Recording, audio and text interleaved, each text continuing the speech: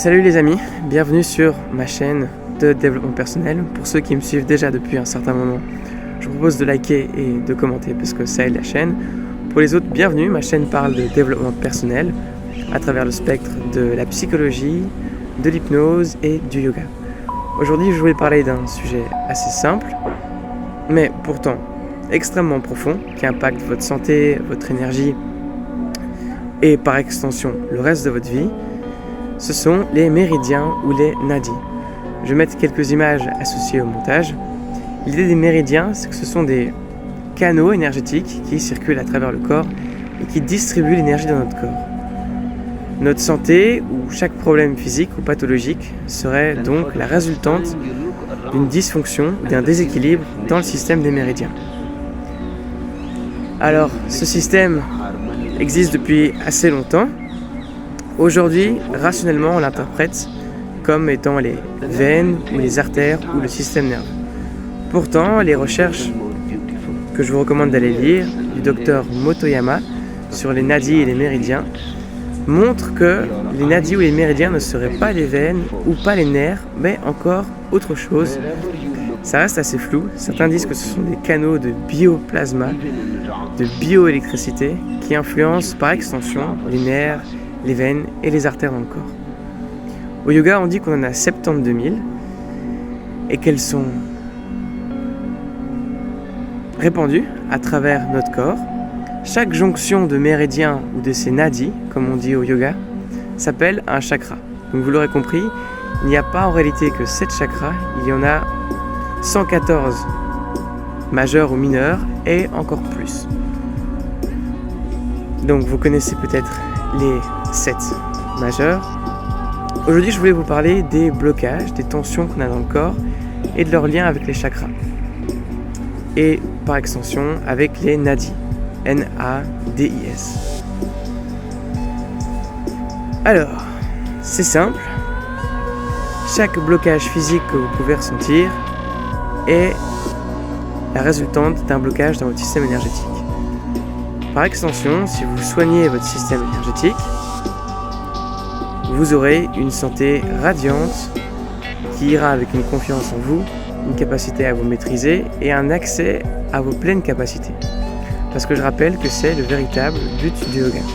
Au yoga, on pratique des asanas, donc des postures. On pratique le pranayama, des exercices de souffle et d'énergie. On pratique la méditation, qui nous apprend à canaliser notre esprit. Et on pratique certaines attitudes d'esprit, prédispositions par rapport à la vie.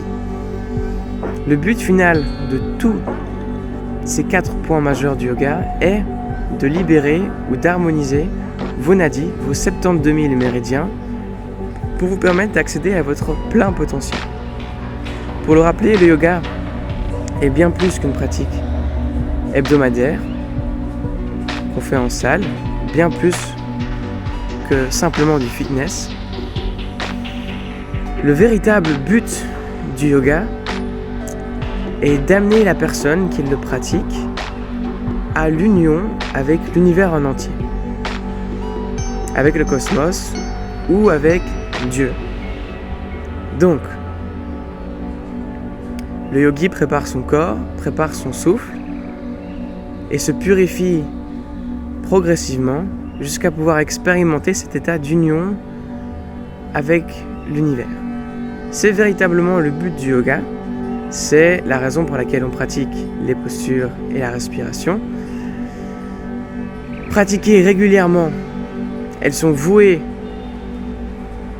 à débloquer votre énergie et à libérer l'énergie latente qu'il y a en vous. On dit qu'on n'utilise que 1/10 de votre cerveau. Cette citation, cette maxime n'est pas exacte, mais il est vrai que nous utilisons seulement 1/10 de nos capacités.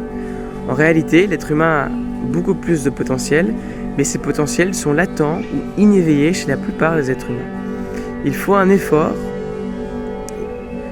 une volonté et une certaine discipline pour que l'énergie puisse remonter, comme on le dit, que la Kundalini, que l'énergie vitale, que votre élan vital puisse dépasser certains réflexes intuitifs, certains patterns de comportement pour pouvoir se discipliner et accéder à des dimensions supérieures où que l'énergie Kundalini remonte le long des chakras jusqu'au dernier qui s'appelle Sahasrara, qui est la cité des joyaux, traduit littéralement, et dans lequel réside votre véritable potentiel. Selon le yoga, votre énergie, ou l'énergie de 95% des êtres humains, stagne au niveau des premiers ou deuxième chakras. Le premier chakra étant le chakra de la survie, et le deuxième chakra étant le chakra du plaisir. Donc évidemment, c'est pas dur de comprendre pourquoi l'énergie de la plupart des êtres humains en est réduite au premier ou au deuxième chakra, mais réellement nous avons un potentiel supérieur et bien plus élevé. Alors qu'est-ce que ça prend? Qu'est-ce qu'il faut véritablement pour éveiller ce potentiel? Eh bien, il n'y a aucune alternative, il faut de la discipline. Un yogi doit pratiquer des postures tous les jours, il doit pratiquer la respiration tous les jours, il doit modérer son mode de vie, ce qu'il mange, ce qu'il regarde, il doit canaliser son énergie, il doit apprendre à méditer et à centrer son esprit pendant des mois et même des années.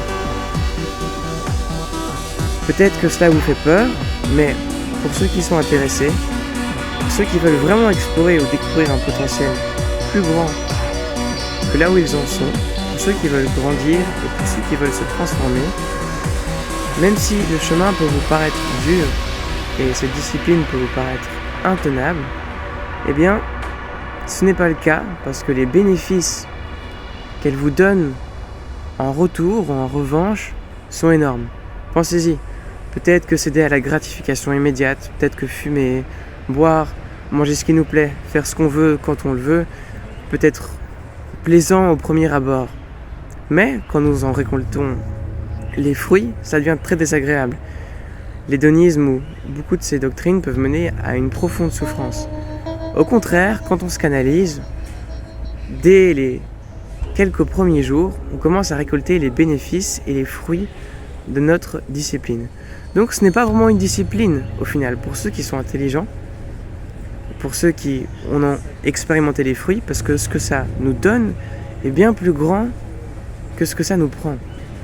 Voilà le véritable message et peut-être une bonne raison de vous motiver à commencer à travailler sur vous-même, à vous canaliser, à vous discipliner. Dans mon expérience, le yoga, une discipline de yoga quotidienne, même simple, même si vous n'y passez que 1h30 et que vous appliquez que quelques principes, va transformer votre vie. Je vous assure que ça va transformer votre confiance en vous, la manière dont vous vous tenez, dont vous portez, dont vous interagissez avec les gens, ce que vous osez faire, le fait d'oser croire, d'oser aller ou forger la réalité que l'on veut. En plus de ça, en termes de santé et en termes de bien-être, c'est sans équivalent. Le yoga est une des meilleures approches au développement personnel et c'est pour ça que je ne peux que vous encourager de découvrir et de pratiquer le yoga quotidiennement. Le yoga, c'est bien plus qu'une gym, c'est des exercices de respiration, de méditation, c'est une véritable science de l'énergie et du corps humain qui a des milliers d'années et qui a été toujours transmise par des traditions orales de maîtres en disciples et qui demandait une véritable initiation et une véritable dévotion à la pratique. Peut-être que par nos temps, ce n'est pas très motivant de vouloir pratiquer le yoga parce que ça veut dire qu'on se lève tôt, qu'on se lève avec le soleil, qu'on ne sort pas, ou du moins pas jusqu'à plus de minuit, qu'on médite tous les soirs, qu'on pratique les postures tous les matins. Mais je vous assure, les bénéfices que vous en tirez seront énormes. Et la joie que vous en tirez aussi, je vous assure que vous serez totalement transformé. Votre volonté reviendra entre vos mains. Soudainement, votre volonté sera bien plus claire. Votre cœur sera apaisé, votre corps les tensions dans votre corps disparaîtront, parce que la plupart d'entre nous avons des tensions dans notre corps, c'est juste que nous n'en sommes pas conscients, jusqu'au jour où ça devient pathologique ou grave. Si vous prenez un peu de temps pour vous asseoir et pour méditer en posture droite, assise, que vous attendez 10 minutes, un quart d'heure, vous verrez sûrement différentes tensions qui commencent à se manifester. Si vous êtes attentif à votre corps, vous verrez que des tensions, on en a partout. Et c'est absolument normal. Notre mode de vie, la manière dont nous utilisons notre corps et notre énergie n'est absolument pas optimale pour la santé et le bien-être. On est beaucoup trop stressé et je ne vais pas rentrer dans les détails et les aspects négatifs de la vie dans les villes contemporaines. Alors, pour ne pas rendre ce vlog trop long, je vais clôturer en vous souhaitant à tous et à toutes une magnifique journée. J'espère vous avoir fait découvrir, je vous ai fait découvrir un peu plus sur le yoga et son véritable but, le but des pratiques de yoga. Et si vous avez envie d'en apprendre plus, d'en découvrir plus, je vous invite à me joindre, à rejoindre mes cours. Je fais du coaching en ligne pour ceux qui sont loin. Si vous êtes sur Bruxelles, je propose des cours particuliers et des accompagnements par groupe ou dans des salles. Voilà, c'est ma véritable mission de vie. Et Namasté.